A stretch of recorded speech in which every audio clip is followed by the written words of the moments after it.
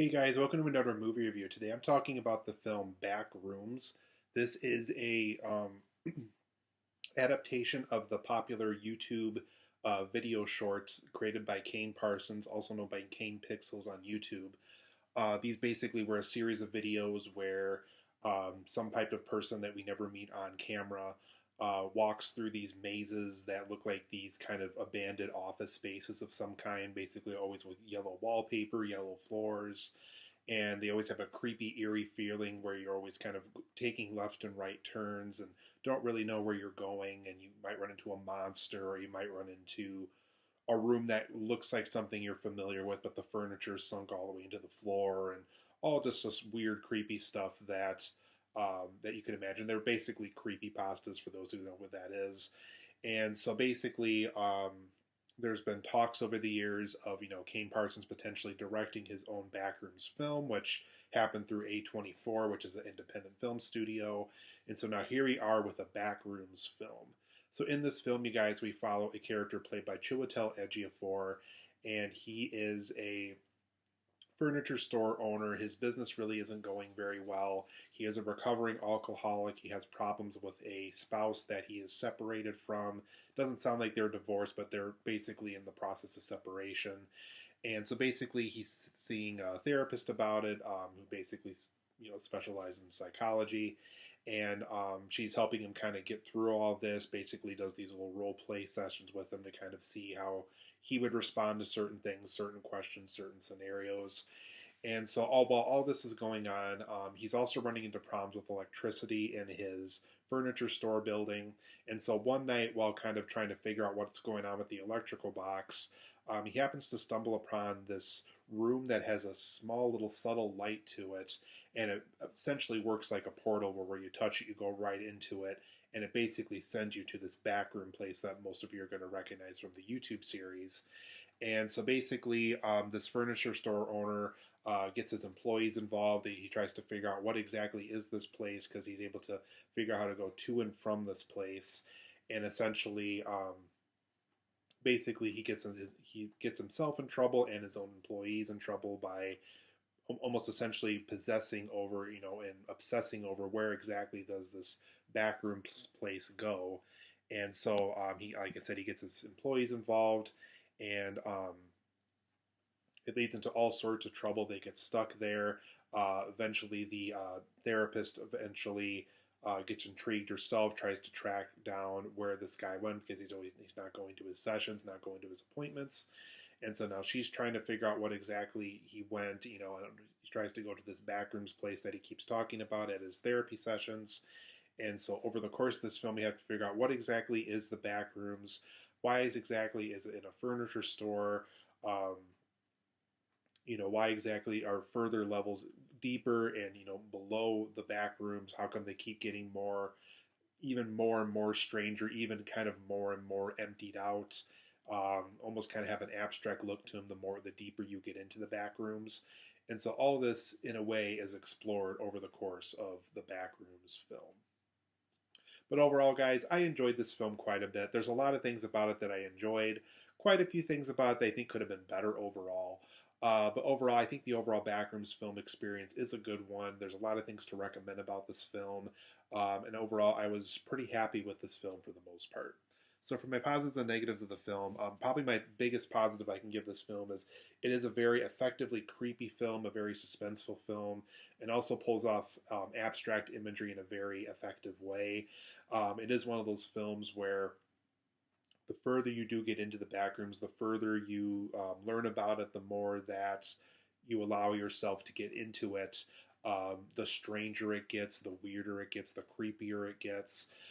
It is one of those things where a lot of these rooms contain things that you're familiar with in your day-to-day life, but maybe the furniture sunk into the floor in a weird way, or maybe the picture frames only have half of the picture frame visible to to the naked eye, or maybe there's something off about the wallpaper, or maybe something as simple as there's something inconsistent about the wallpaper. Maybe it's striped in one area but dotted in another, and it's still the same room but still kind of unusual looking. Even something small like the things you would see in a hallway on the carpet are now up on the ceiling, and the things you would normally see on the ceiling are now down near the carpet level. So just weird things like that that make the film kind of eerie and scary in a way where you want to learn more about this Backrooms place, but at the same time you're kind of scared to know what exactly is going to be in that next room when you make that left or right turn. And the film does a very creepy and suspenseful job of making you curious as to what exactly these Backrooms have and what exactly you're in for when these characters go into a later room like that. The film is also very good at giving you a very claustrophobic quality, even something small as one of the characters working a way through a hallway that she thinks she can make it through, but the further she gets in, the steeper it gets. It's not giving her as much air to breathe when she gets further and further into this crack in the wall. So stuff like that is pretty consistent throughout the film as far as making it feel very claustrophobic, feeling like you don't have a lot of space even though you have all this open space in this office area. And so the film does a very good job of making it feel claustrophobic and making it feel uncomfortable to get through. I also thought the musical score was very effective with the film. It has a very eerie feel to it. It almost is one of those things, too, where the musical score works in a way where it's trying to be absent when it needs to be, but it's also when you're trying to hear the musical score, the things you're hearing are kind of uncomfortable about it. I think that it's very fitting for a film like this where you're uncomfortable going room to room and being uncomfortable with the characters and trying to figure out what exactly this place is along with the characters. I also like to, unlike the YouTube shorts, I do like how one of our lead characters does have a way of knowing how to go to and from the back room, so he's able to kind of have a smart strategy of, I'm going to go back out to the furniture store, get a camcorder, get employees, record our progress, bring a rope with us so we know where the rope ends and where the room ends and kind of where we can and can't go within the back room. So there's smart choices like that the film decides to go through with and allow our characters to be able to go to and from the real world and to and from the back rooms. So I like how there is a way out of the back rooms. In the YouTube shorts, you would get the impression that once you're in the back rooms, you are kind of stuck there until you can somehow find a way out of it. So I do like how the film does open up the lore a little bit to allow the characters, specifically the ones that are tracking their steps, to go to and from the back rooms as they feel they need to. I also, pretty much for the most part, cared about the two lead characters. There's something I'm going to bring up later in my negatives that I'm going to try to be as spoiler-free as I can on, but for the most part, I felt invested in these two lead characters. I felt invested in their journey.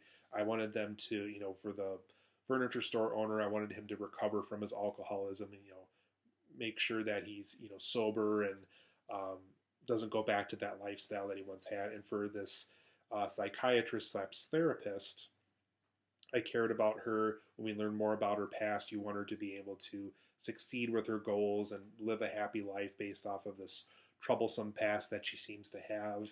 And then when she goes into the backrooms herself, obviously you want her to make it out of there. You want her to understand what's going on, but also make it out of there successfully. And so there's just a lot of times throughout the film where you really do care about these two lead characters and you want them to succeed in their goals and to hopefully live happier lives than some of the darker parts that we're introduced to about them earlier on in the movie. And overall, too, I feel like this does adapt the source material very well because you can't just have a Backrooms film where it's just a character walking through a maze the whole time. It really does have to be characters that we know out in the real world. They found the back rooms. Like I said, they have a way of going to and from the back rooms as needed. So I do like how they did adapt the source material really well. It wasn't just people walking through a maze, see a creature, and run away. They did find a way to adapt the source material into an effective way of telling you a feature-length story as a film as well. But for my negatives of the movie, unfortunately, this film is almost a little too ambiguous for its own good. There's just a lot of things as I was leaving the theater that I had a lot of questions on that we felt unanswered with. They do explain some things, but they still kind of leave it a mystery at other times.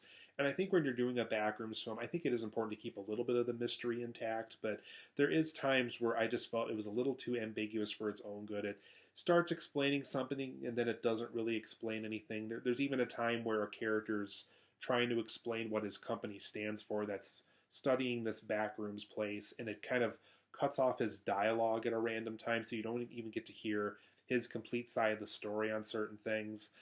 So there's just times like that where there's information I really felt like I needed as a viewer to be able to fully understand the film I just witnessed. But unfortunately, the film does leave you with more questions than answers on certain things.